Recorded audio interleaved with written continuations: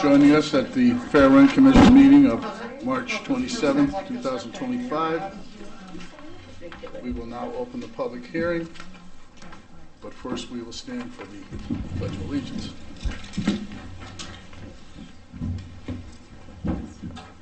Pledge allegiance to the flag of the United States of America, and to the republic for which it stands, one nation, under God, indivisible, with liberty and justice for all. Thank you.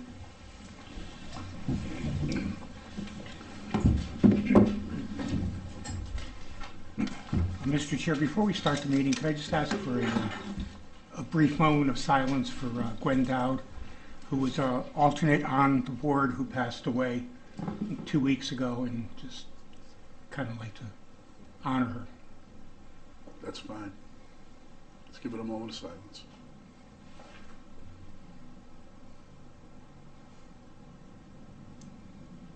Thank you. Thank you. Okay.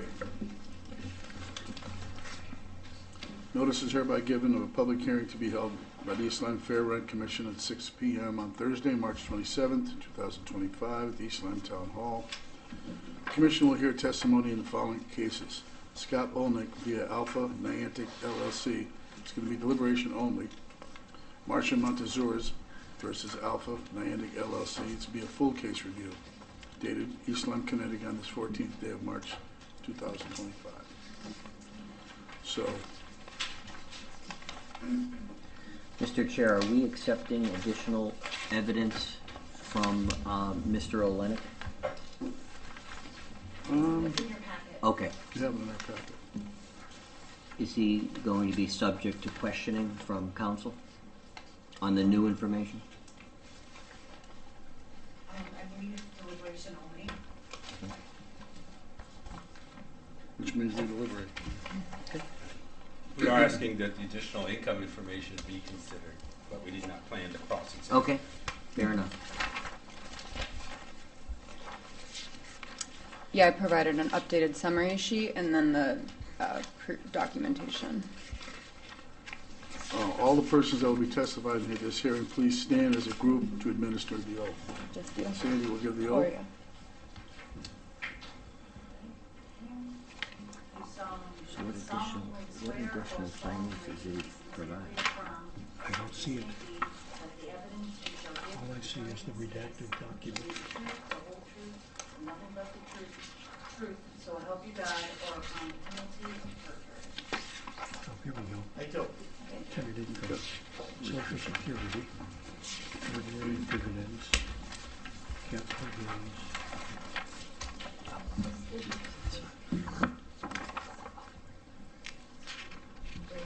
Okay. Next page, yeah. Okay, so we have this other page that shows what we did last time in summer decisions.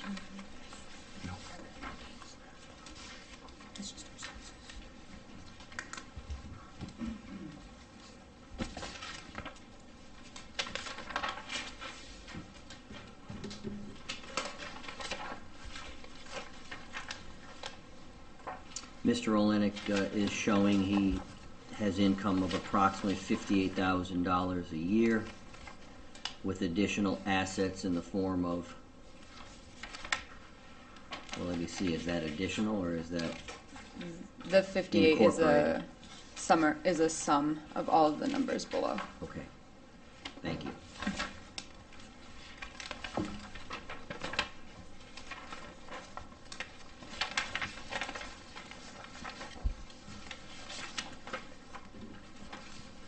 We have a 1-bedroom, 1-bath unit.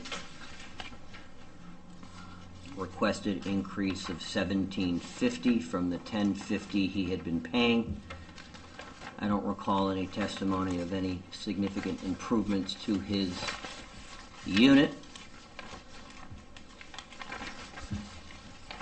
So I would make a motion that the $1,750 in and of itself is excessive and unfair under the circumstances.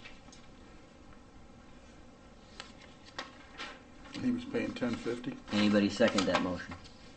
I second that motion. All in favor, say aye.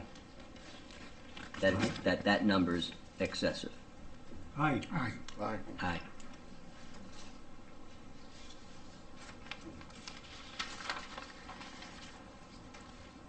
So he was paying $10.50. They raised him to $17.50. That's excessive. I would note his income, while not extravagant, is a little bit more sustainable than similar complainants in his position. So I'm not necessarily sure it's, when you take that as one of the 13 factors, that it's apples to apples when looking at other complainants in similarly situated one bedroom, one bath. So what did you say, he makes About 57 $58,000 a year. annually?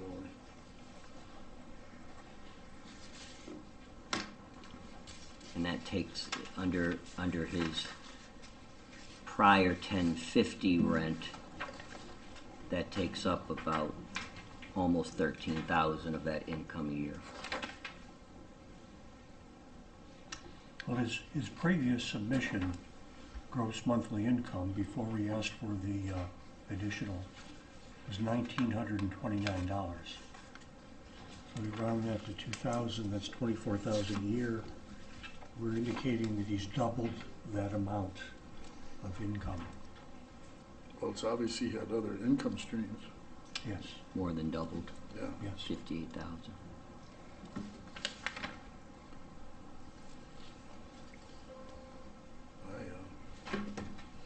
Anybody have a recommended amount?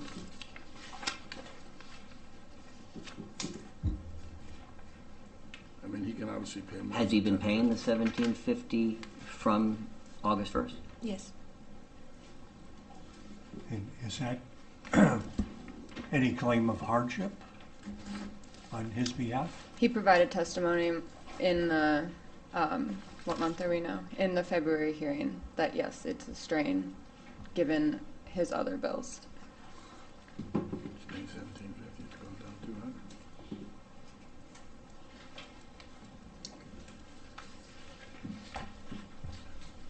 That's fine. Would you be able to support a rent of $1,500 a month? Looking at some of the past, we've gone to $1,250. Right. Those people had lesser incomes than him. Much less. Right. So I'm thinking 1,500 would be a reasonable amount. Yes, I agree. I agree. Okay. I know that you're trying to reach an agreement among yourselves, but I think it's important that you deliberate openly for the record. I know it's tough when you're trying to reach a consensus, but you really should do it out loud. I think to summarize what we were Okay. saying, We were going to do that. We were just trying to see if we all had our, I understand. yeah, is that based on his income and our track record of previous decisions, we were looking at an increase for him to $1,500 a month, which is a little higher than some of our others, but his income is a little bit higher as well. So I think we have some good background to claim $1,500. I would open to a discussion whether we should be retroactive to July 1st of 2024 and whether this should be for an entire year, and I'll open that up to advisement. no, I think it should just start now and leave what's there already there. Because he's been paying it right along. Okay. Well, I make a motion that we recommend the increase to $1,500 a month through July 1st of 2026. I don't know if there are any other additional items we want to add. I'll second that motion. Okay. All in favor? Aye. Aye. Aye. Can I clarify, this is effective April 1st? The 1,500 Yes. rent payment? Yes.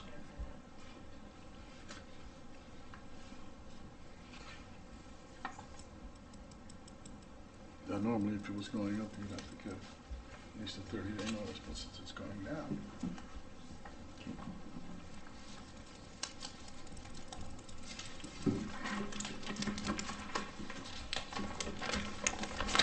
Okay, so.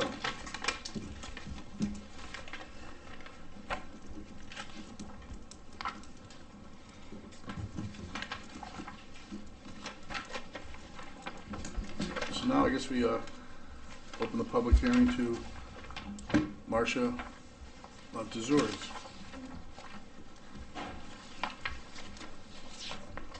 And if anybody would like to speak on behalf of her. Yep. Good evening. Thank you for being here. I'm here tonight with Ms. Montezures. As in previous hearings, I'll make a short statement, reserve time for a rebuttal and closing statement, and Ms. Montezures will also share a brief statement. So Ms. Montezures is a 77-year-old woman with disabilities. She has received a notice of a rent increase of $550, which is a 38% increase from her current rent.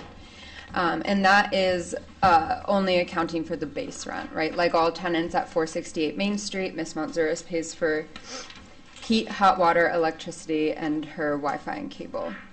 The proposed rent increase of $550 is on its own facially harsh and unconscionable, and in the context in which it's being demanded magnifies that. So under the state statute laying out the circumstances which the commission considers, factors 1, 3, 4, and 5 all speak to aspects of comparable rents in the neighborhood and the municipality. Due to significant limitations that interfere with the housing market, it does not function according to traditional economic theory. Nonetheless, assuming the contrary, we have provided documentation of fair market rents published by HUD, as well as the U.S. Census Bureau data on median gross rents for the relevant zip code. Both data sets indicate that Alpha's asking price is excessive and not aligned with the market. Alpha has provided average rent and market trends from 4 real estate marketplace companies, but as our documentation demonstrates, the data provided by such companies is unreliable due to either extremely small sample sizes or a lack of transparency on the source of the data and the methods of analysis. Also, to the extent that Alpha attempts to use calculations based on what they identify as AMI in their Exhibit N and O, they misidentify what AMI is, and their calculations do not account for household size, so those numbers are irrelevant at best and misleading at worst. Alpha also uses currently available units as comparables to justify their rent increase, yet as should be considered per factor 10, the facilities and services included in the rent at 468 Main Street are the bare minimum, and electricity bills are high. In contrast, as our Exhibit E details, the vast majority of units with asking prices near Alpha's aren't truly comparable. They offer a variety of amenities and services that are not available at 468 Main Street. The rent might include utilities like heat and hot water, which is a big expense at this property. They are differently structured properties, right? A multifamily home with one neighbor or no neighbor, or the locations are more desirable. There are a couple waterfront properties. Finally, the question here is not whether Alpha deserves to be charging market rate rent. And any commentary on the state of government subsidized housing or East Lyme's affordable housing provision is completely irrelevant to this analysis. The question is whether the rent increase being asked of this particular tenant is so excessive given the circumstances broadly and the 13 factors as they're applicable specifically. Notably, fair rent commissions in other towns have decided it's not appropriate for landlords to make up for lost time when rents have been kept low previously. Additionally, comparable rents are just one side of a two-sided coin, the other side being factor 9, which is the availability of places to which the tenant can move. In Exhibit A and B, we've provided documentation of income of Ms. Montezures, and as Exhibit E documents, 1, there's just not many available units, period, and even fewer that would be within reach. Factors 2, 6, 8, 11, and 13 all speak to the conditions of the premises. This case does not concern significant conditions issues. However, there is no evidence that the income from an increase in rental charges has been or will be reinvested into improvements to this property and Ms. Montzuris' unit specifically. The last factor to touch on is landlord operating costs, factor 7. Alpha's profit and losses statement, which includes costs related to all aspects of maintenance, business, management, taxes, and insurance, demonstrate that they do not have an operating expense issue and that the rent increases are not necessary to cover operating expenses. Instead, as Alpha's own documentation demonstrates, and as we have been over in the past, they have a purchasing expense issue. And as we have again included in Exhibit F, Alpha's monthly mortgage payment is high because of their own preconceived and deliberate business decision that is explicitly part of their broader investment strategy. As such, we believe that the Fair Rent Commission should give less weight to the element of debt service as it factors into the 7th factor. We ask that the Commission find that the proposed rent increase for Ms. Montzuris is harsh and unconscionable. We suggest the Commission allow a 7% rent increase and ask that they limit any increase to 10%. And finally, we ask that the decision is effective for 12 months.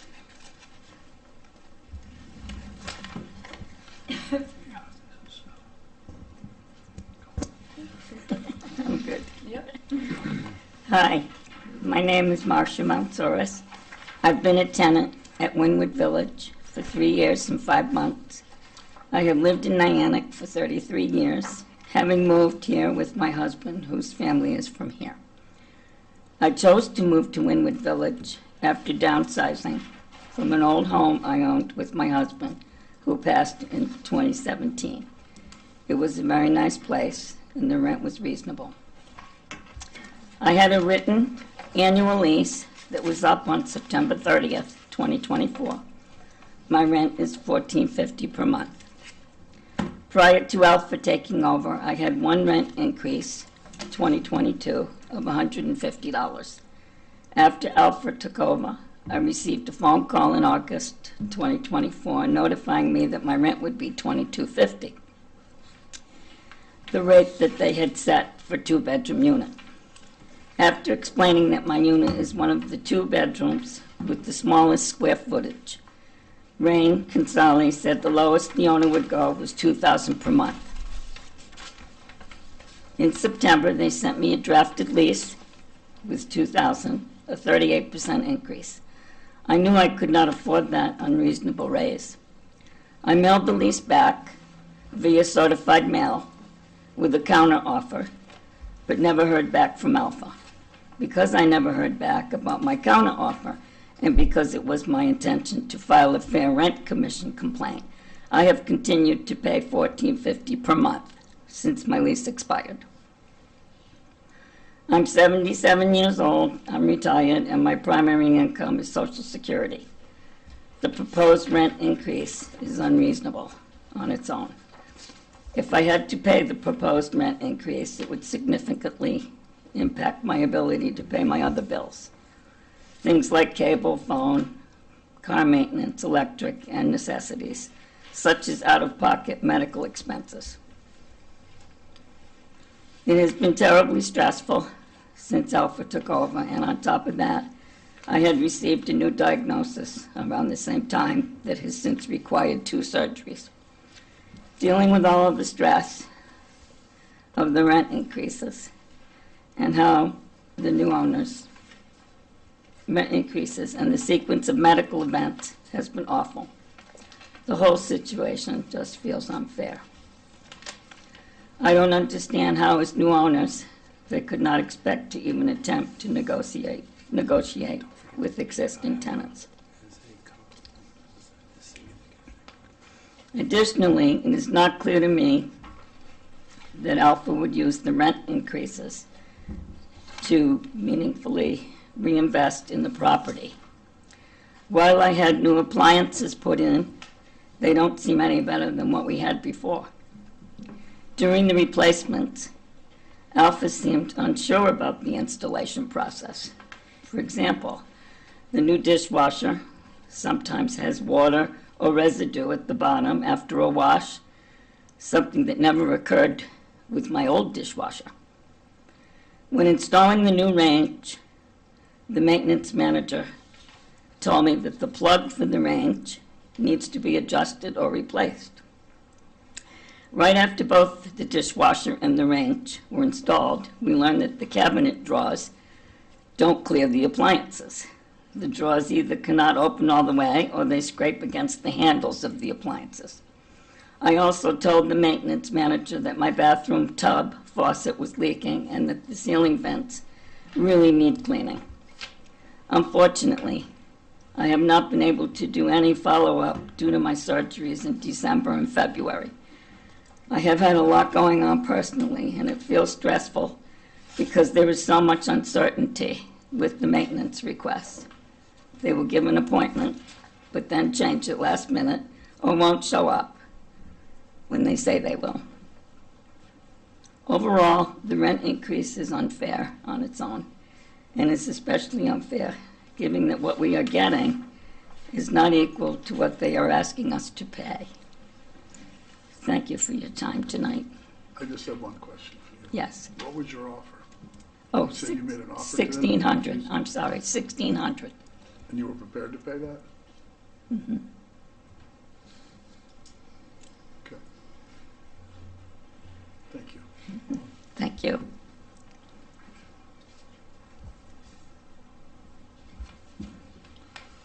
Now,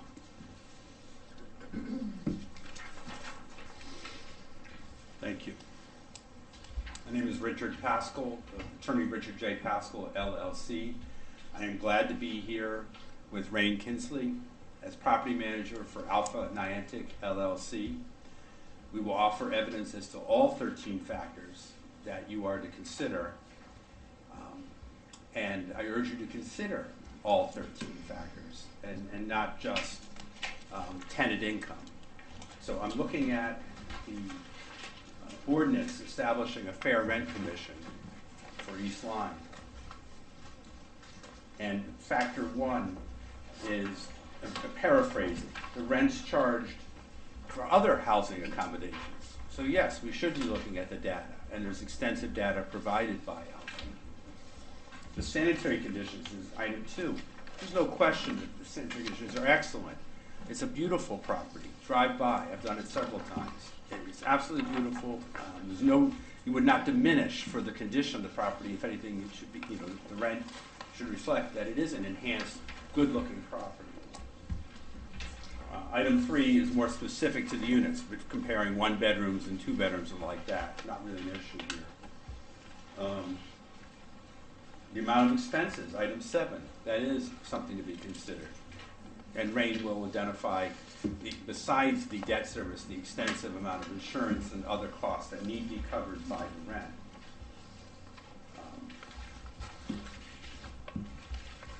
The amount and frequency of increases in rental charges is factor 12. Ms. Manzuris just related to you that she only had a $150 increase in 2022. So yes, it is a factor that she has not, been brought up to market. And it is very appropriate for a rent increase at this time. Item 13, whether and to what extent the income from the rents would be put back into the property. Rain will again identify the extensive amount, hundreds of repairs that have been taken. And here we do see new appliances in this unit. The money has been put back. Even the landlord dipping, into its own pocket to provide for this property. The people want repairs, right? They acknowledge getting new appliances, and they say they want different things. It's going to take rental income to the landlord in order to fund those things that the tenants actually want, right? It's not just a cost to the tenants, right? There's a benefit to the tenants when they pay the rent, the rent for it to be turned into a beautiful property.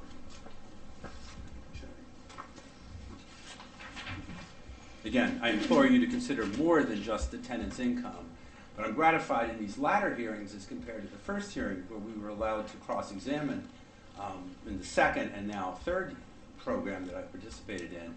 we've been able to identify that the tenant income is much higher than originally revealed. And, I mean, as you, sir, Mr. Velchek noted tonight, Mr. Olnick had revealed there was $1,920 of income, right? And you're being asked to make a decision based on the information you have. And lo and behold, no, his income was what, $4,800 a month or something like that, or approximately? So, you know, it's like garbage in, garbage out, right? You need the full information on their income. Of course, fair is fair. Sure. And it would be the household income. It wouldn't even be just of one individual. It would be the total household income and from all sources. And that's what it takes. And I'm not sure that you've always been given that to work with. This is not low-income housing, as you see the numbers here tonight. These are not low-income tenants. And it's appropriate that the rents reflect the high level of property conditions that they benefit from. Thank you. The only thing that I think probably kind of hurts you a little bit here is that you went in and you bought the place with practically no money down, 10%, I believe, and you're paying a ridiculous interest rate. So that's why your income has to be much higher.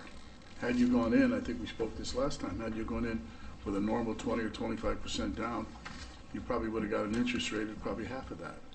So you wouldn't need as much income. You'd be able to carry that property at a much less. Rain will walk you through the other expenses. And if you look, there are significant taxes, insurance, and other expenses. Those are all automatic. Those come with the property. Right, but those need Just to be saying- covered. So Yeah, we but can't when- pretend it's like zero other than No, debt but when service. but your interest rate is ridiculously high, and what you put down on the property was extremely low, which is why your payment is so high. Which means you need a lot more money to run that property, whereas you would not have to if you bought it differently. That is not the only basis by which we're asking for a rent increase. No, I'm just saying that's why you need Yeah. as much income as you do because of the Yeah. particular way that you purchased it. Okay, thank you. Good evening. My name is Rain Kinsella. I'm the property manager for 468 Main Street. As she pointed out, so I know Chelsea asked to disregard our debt service. However, we do still have $96,000 in taxes a year that we have to pay. Our insurance costs about $6,500 a month. We've spent $196,000 on construction expenses and approximately $21,000 on maintenance. Given these numbers, the property itself had a lot of deferred maintenance that we needed to take care of. Unfortunately, I wish we bought a perfect building. It was nearly perfect. It looks beautiful on the outside, but there's a lot of work that needs to be done within the building itself. Well, it's also at least 20 years old. Exactly. That's why we have to do the work. And unfortunately, all of those expenses add up to a certain amount, and we do have to be able to cover those. I did submit this time a rent roll. It looks like this. It's this sheet and a pile of sheets that I passed out. This was from January 2024. This is prior to when we bought the building. This was the previous owner's rent roll for the 2 bedrooms. As you can see, the 2 bedrooms were somewhere listed at $1,450, but he was on the verge of raising the rents to between $1,750 and $2,000 per month. So when we purchased the building, the 2 bedrooms were already being raised to $2,000 a month, or on the path to be raised towards that. The previous owner understood there was a lot of deferred maintenance, and he needed to adjust the rents accordingly.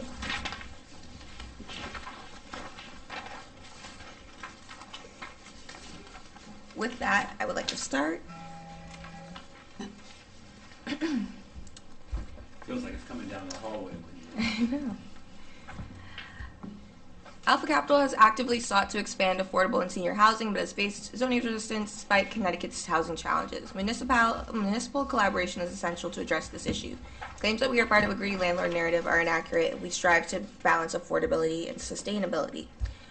Regarding opposing counsel's commentary on how affordable housing is irrelevant, the only true accurate picture of the area median income was found in the affordable housing plan that was published by East Lyme, which stated that the area income, I believe, was $96,000 a month. That's why we have referenced this, and that's why we will continue to reference it, because honestly, without any affordable housing in the town, there is nothing to set that standard for this town specifically. That is significantly higher than what the Norwich New London MSA is, which is $75,000 per month. So we believe that it's important to bring this up, that the area income in East Lyme is higher than the rest of the New London Norwich area. Regarding rent increases, we inherited a property where previous owners, as I stated before, kept rents artificially low while selling at today's market value. Instead of imposing abrupt changes, we engaged tenants in, offered flexibility, and implemented gradual adjustments. Most tenants found no more affordable alternatives, and many chose to stay. Our rent strategy considers market conditions, property improvements, and fair rental practices. Alpha Capital remains dedicated to fair housing and responsible ownership and community engagement. We will outline how our approach aligns with East Lyme's fair rent guidelines and why our rental adjustments are necessary and justified. Rent comparables and market realities. Attached are rental comparables in East Lyme, Connecticut, showing our renewal rates remain below market. 9 new tenants currently rent one-bedroom units at $1,900 per month. These apartments offer central air, balconies, an elevator, and a secure building in a prime location. Market rate, not subsidized or deed restricted. Please refer to Exhibits E through M. Affordable housing per Connecticut law applies to government-assisted or deed-restricted units for those spending 30% or less of their income on rent. East Lyme, the area median income is $96,023, making 80% AMI is $76,818, and 50% AMI is $48,000. AHEPA, senior living, a subsidized complex, charges $1,200 to $1,250 monthly. 10% increase for $1,100, which was the price for one beds. Rent still falls below subsidized housing rates and does not cover maintenance costs. As I stated before, the Norwich New London AMI is $75,000, with the 80% AMI at $60,000 and 50% AMI at $37,500. Low-income rental rates are unsustainable without government support. Programs like the Low-Income Housing Tax Credit and Section 8 exist because very low-income rents do not generate enough revenue to cover expenses like taxes, insurance, labor, and maintenance. East Lyme has failed to meet Connecticut's 10% affordable housing target, shifting the burden onto private landlords without providing tax breaks or incentives. While the state acknowledges affordable housing needs government support, East Lyme expects private landlords to fill the gap at a financial loss. This approach leads to declining housing quality, reduced private investment, and exacerbated shortages.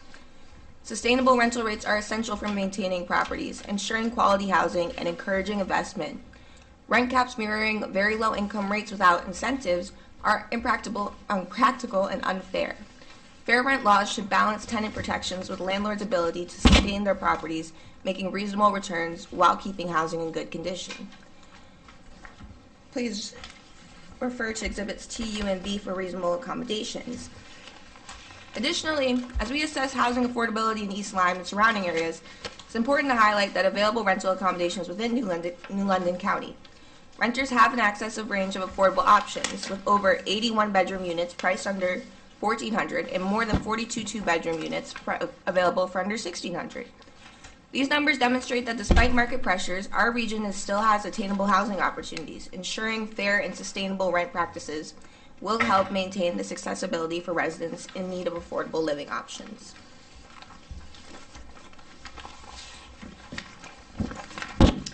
I also wanted to refer back to our exhibits of the comps that we provided.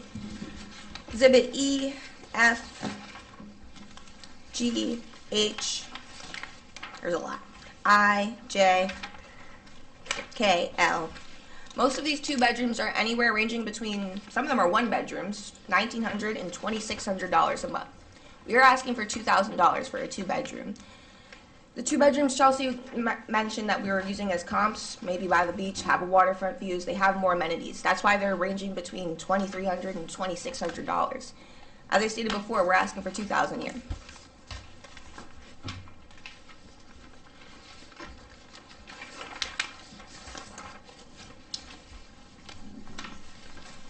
Building expenses and maintenance investments. Maintaining a high standard of living at 468 Main Street, Niantic requires consistent investment.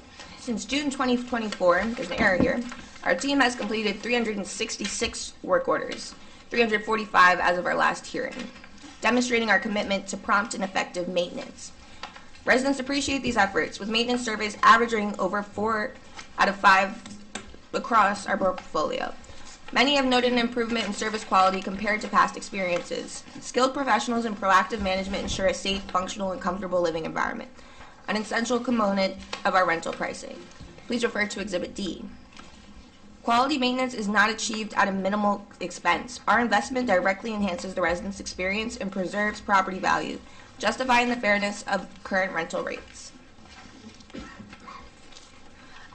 I would also like to note our maintenance manager from when we bought the building is no longer with us. I think he left our company a month after we bought the building. And I encourage you to put in a work order because I would love to make sure your dishwasher gets fixed, Marcia.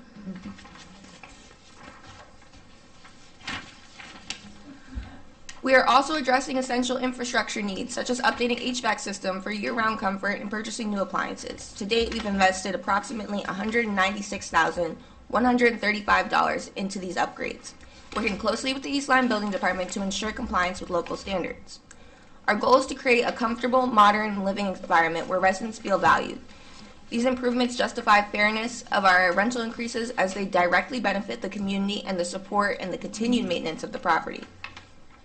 Reasonable overhead expenses. Operating 468 Main Street, Niantic, involves substantial financial obligations essential for maintaining the property's safety and functionality and appeal.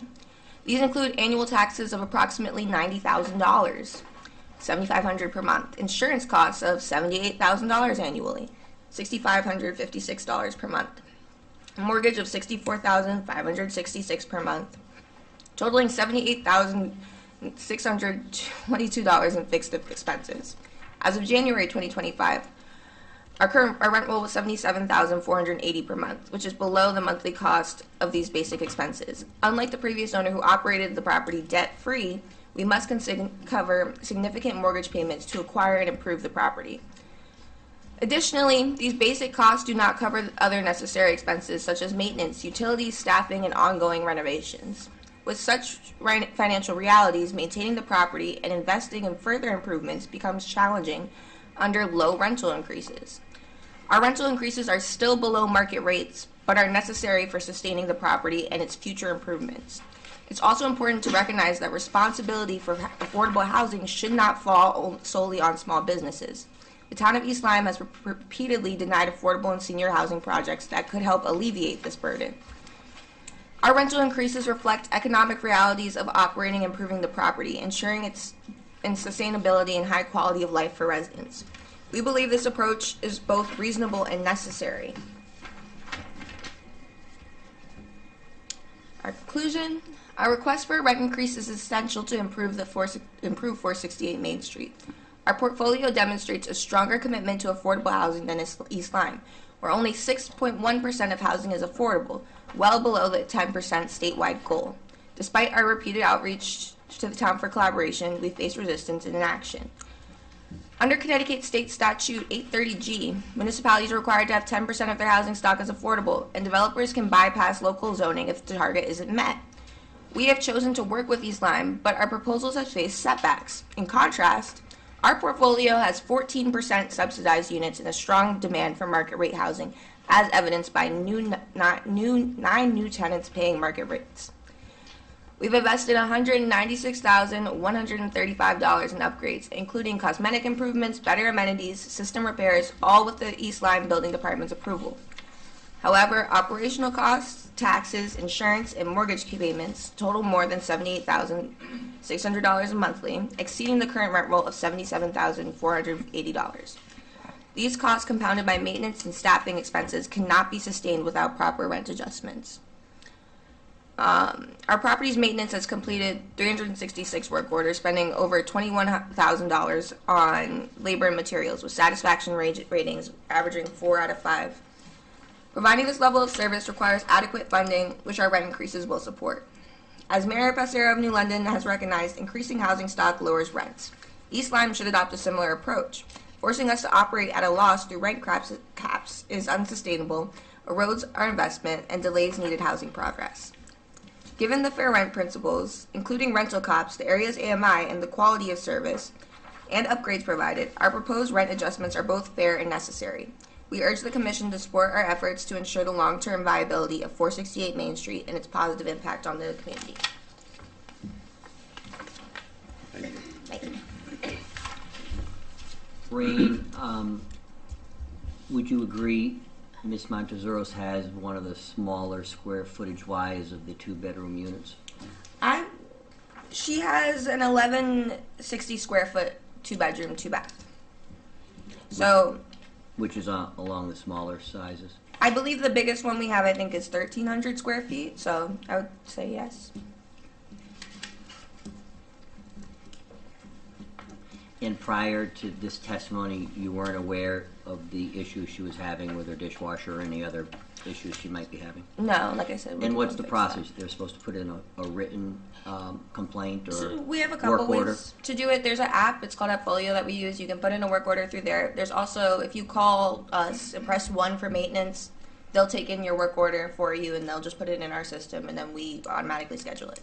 Curious, typically, what's the turnaround time for someone actually going there and responding? I mean, less than a week, 2 to 5 days, I guess I would say. As long as there's no emergencies.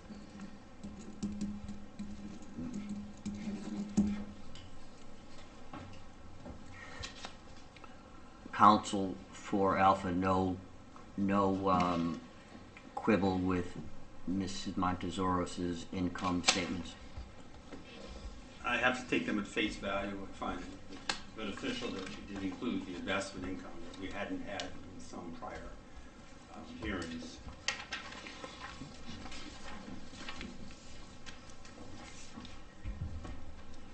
Do any of the members have any questions for the tenant or for the attorneys? I'm looking at the counteroffer to the rent increase of 10% to raise her rent to $1,600, which I think she agreed to.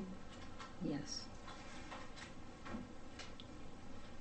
And I put this in the context, trying to understand, we're talking about one individual who's been living in a complex for a period of time at a certain rent.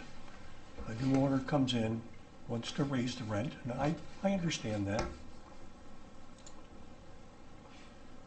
But I think it's kind of disingenuous to believe that an inappropriate amount of increase rapidly is really hard to absorb, as well as I understand your bills are hard to absorb. So I think we need to lean in two different directions here. One is that we need to look at the tenant's complaint and we look at your comments. And I understand your 10% housing and the 8.30 and East Lyme, woe is us, we're not keeping up. But it has nothing to do with really this individual case that we're talking about here. So I think my brother in arms here has a motion to perhaps pursue, and I'll defer to you on that. Actually, before you make the motion, if you don't mind, you have the authority to phase in so that you could say X amount of increase right away because the last increase has been in 2022, and 6 months from now, a further increase. And that's the way to kind of split the baby. And instead of a 12-month one, which is, kind of hamstrings you from getting to where you need to go. And I think phase in is probably what I should have used, and that's what I'm trying to say. And I could say a year phases in too. We've had a case of one tenant who has passed away. You now have an open rental that you could do free market value. I mean, it's realistic. Right? We're talking about human lives here. And again, I will defer to my member. Question, Rain. Do you know, since we last met in February, has any of the unoccupied units been leased? Yeah, 1 unit leased out. Was it 1 or 2 bedroom? I can check right now. Give me And one let me know second. what the price was.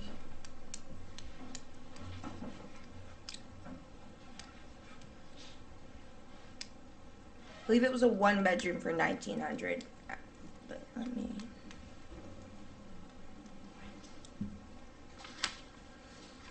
Didn't you get like 40 units, I believe? How many units are at your rent that you require now? I believe 20. Out of 60, only 20? Yes.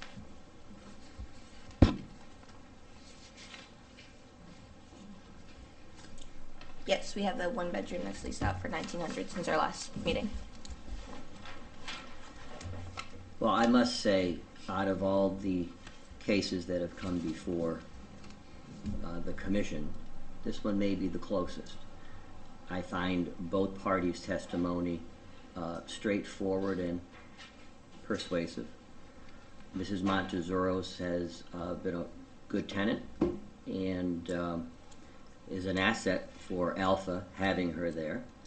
She does have limited income. She doesn't have any additional investment assets that would really bump her up. She tried to make a good faith effort in countering with the 1,600. I understand based on the data and maybe the directives from higher above, you could only stop at $2,000. So I think there was some good faith on your part showing you were willing to be flexible. But I think the 2,000 is excessive considering what she was paying and her limited means. And I make a motion that, based on agreement, that we raise her rent somewhere between $1,650 and $1,700 a month.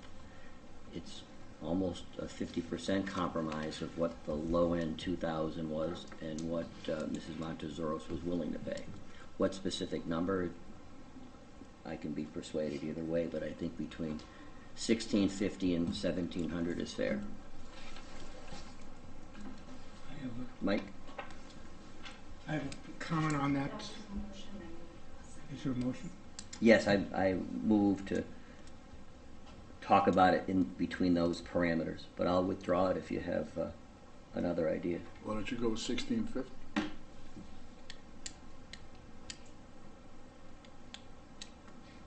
All right, I'll withdraw my motion of a parameter and move to increase Mrs. Montezuros' rent to $1,650 per month. I'll second that. And I would add a duration, a time duration Mm-hmm. of 1 year. To November 30th, starting from, because you're paying how much now? $1,450. And your lease ran out September. Are we going to retroactive it to October 1st and go to October 1st of 2025? But come back to October? No, go back to January. January of 2025 at the $1,650 rate, For 1 year. which means Alpha gets a credit for the months of October, November, and December. No. No? No, they don't get a credit. They All right, strike that. get- the rent goes up January. She pays January, February, and March. Right.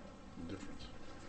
Right, so Ms. Montezuros is going to owe Alpha the difference for January, February, and March.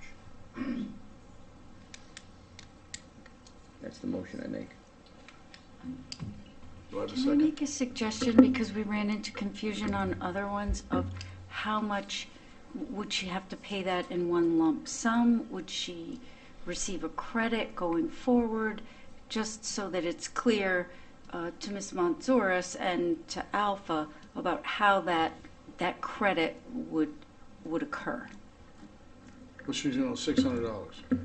Right, Right. and so would she have to pay that in one lump sum right now, April 1? Can she pay it over 3 months? Yes, I However, would say over 3 months. okay.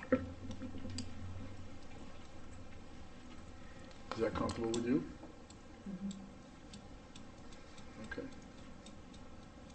And you could pay that tomorrow, or you could pay that at the end of the 3-month period. It's up to your choice. Do we have a second of that motion? Motion is 1650 until when? I just didn't know what the end date was. December 31st, 2025. Retroactive to January 1. Yes. I'll second that motion. All in favor? Aye. Aye.